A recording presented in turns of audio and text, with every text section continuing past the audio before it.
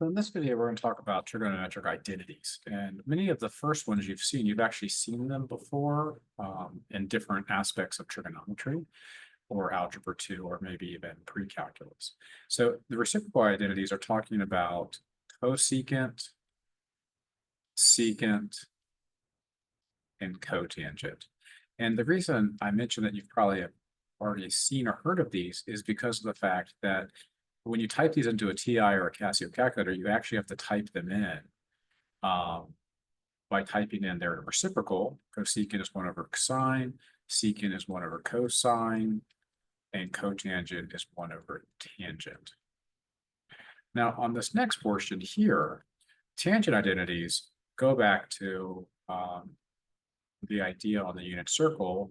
So when you were trying to find a value, let's say you were trying to find on the unit circle, you were trying to find this value at pi over 6.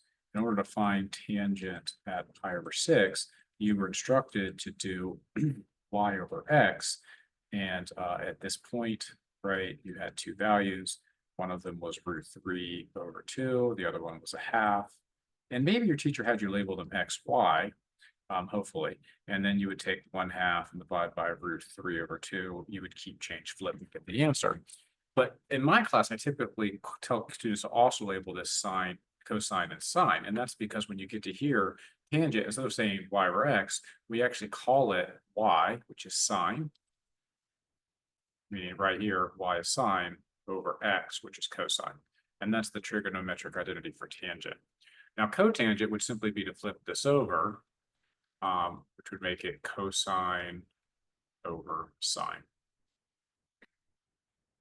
All right, so the periodic identities have a lot to do with graphs. So for instance, I'm going to show you a quick little calculator. If I were to go and look at sine, and then I were to say, okay, what if I take sine and I add its period to it, which is 2 pi? Well, what would happen is I would get the exact same graph back. And the reason that happens is because the unit circle is going all around, it's 2 pi. I could also subtract 2 pi from this, and I would get another of the exact same, right? So looking at that idea, I would get this one, it's going to show up in black there. And I can actually do it with any multiple of it. So if I came down here and said, okay, what if I went around the unit circle twice and it was 4 pi, it would still graph the same graph. So what that is saying is that if you take sine and you phase shift it the period of sine, then you will always get back sine again, the original graph, the parent function. And this also works for cosine, right? If I phase shift cosine left or right, the equivalent of cosine's period, which is 2 pi, I would get cosine again. And the last thing is tangent. Now you have to be careful with tangent because tangent's period is pi.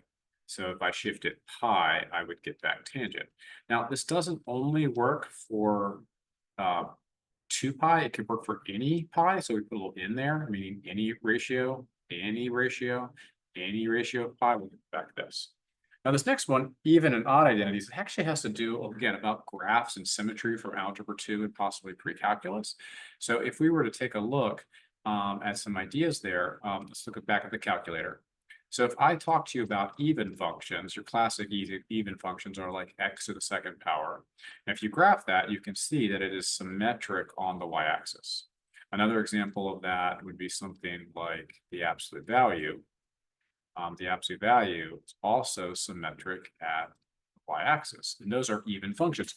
So algebraically, they're even because if you were to square, like if you were to square -3, it's going to give you a positive number. And if I were to take the absolute value of anything that's negative, it will also give me a positive number. So you may have thought about the graph being symmetric to the y-axis, but the algebra says that you will get back a positive thing. So the even function that we actually have is cosine. Cosine, if you put in a negative value, it will actually act like a square or an absolute value, and it will get rid of it, making it positive. Now, thinking about the graph of that, let's take a look at cosine's graph. If I look at cosine's graph, it is symmetric to the y-axis. No, it doesn't go through the origin. That has nothing to do with evenness. That's oddness. Sometimes it'd still be symmetric, but what I'm looking at is a symmetric graph right at the y-axis. So that one is even. Okay, the other two, sine and cosine and tangent, they're actually odd. So this one and this one are odd.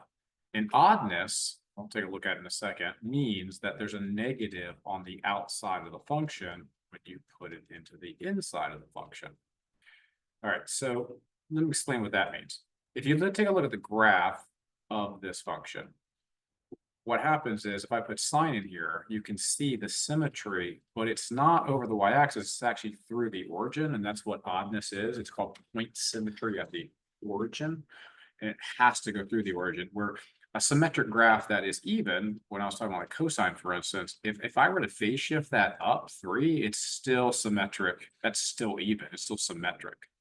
Okay, so going back to that idea of sine, sine is like an odd function, like a cube. So if I were to show you a graph of cube, right? So x to the third power, that's also going through the origin and symmetric at the origin. And sine, speaking about it algebraically, is like an odd function. So like if I do -2 to the third power, notice where the negative goes. It's still on the outside. And that's what this is saying. Even gets rid of the negative, odds put it in the front. All right, so let's take a look at some examples of how this works. So I like to do a little algebra 2 review to try to get you ready for how this works. And so when you look at the first problem, we're going to want to make sure that we keep, change, flip this. Again, just doing some algebra 2 review. So this would be keep this, change this to multiplication, and then flip this over. We would have this. And then what happens simply is that these cancel, giving us the answer. And believe it or not, that's exactly how we use identities.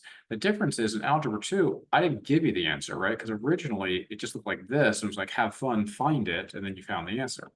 But in Trig, when you do an identity, the identity is telling you, get that answer. So you actually don't look at this at all. Like if you were thinking about this problem, this is not something you think about while you're doing it. That is the answer to the problem at the end. So the way this works is you take this and you look for it on that previous page, and you take this and you look for it on that previous page, and you replace or substitute those in there. So let's go back and look for them. For instance, cotangent is right here. So I'm going to put that for that answer. And then the other one, again, that's going to go right there. And then cosecant is right here. So that is what I'm going to put there. So mental snapshot, this is the blue box, this is the green box.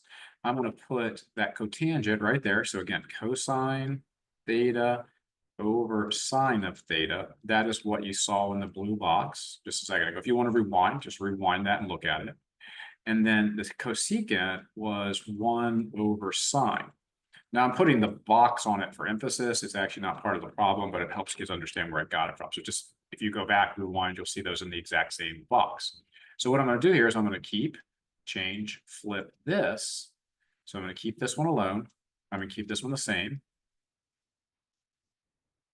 And then I'm going to change it to multiplication. And I'm going to flip this over. Okay, and then once I do that, I'm going to cancel, just like I did here, giving me my answer, right? My answer of this is cosine. And you can now see why in Trig they gave us that. That's what they wanted me to get. So I am done. Okay, so the next one we're going to do is going to be very similar. Luckily, we already have cotangent. It's literally the same thing we had here. So we're just going to use that same thing. Cosine of theta, sine of theta is what that is. Now, when someone gives you sine, you don't actually change sine or cosine or tangent normally. So if you see sine, cosine, or tangent, you don't normally change those. But secant is one we haven't found. So let's go find that one over here. Secant is this one. So mental snapshot, that's what I'm going to write down over here. This one is 1 over cosine. And what I do now is I'm trying to get sine. Remember, the goal is after I do my math, I'm going to get this. So what I'm going to do is kind of interesting. When you're multiplying fractions, you actually are allowed to extend this line all the way across if you're multiplying, which is what we're doing. Adding different, we'll look at that later. So all we have to do here is remember what would go on the bottom of that. It would just be a 1. Okay, and so let's clean all that up and see what it looks like. We would have cosine theta, sine of theta squared. Don't square the theta, only the function. Then here we'd have sine of theta and cosine of theta. I think the most obvious thing that cancels is those. And then this will cancel with only one of these, leaving me with sine of theta. And you can now see that that matches that. All right. We're going to take a look next at some more identities.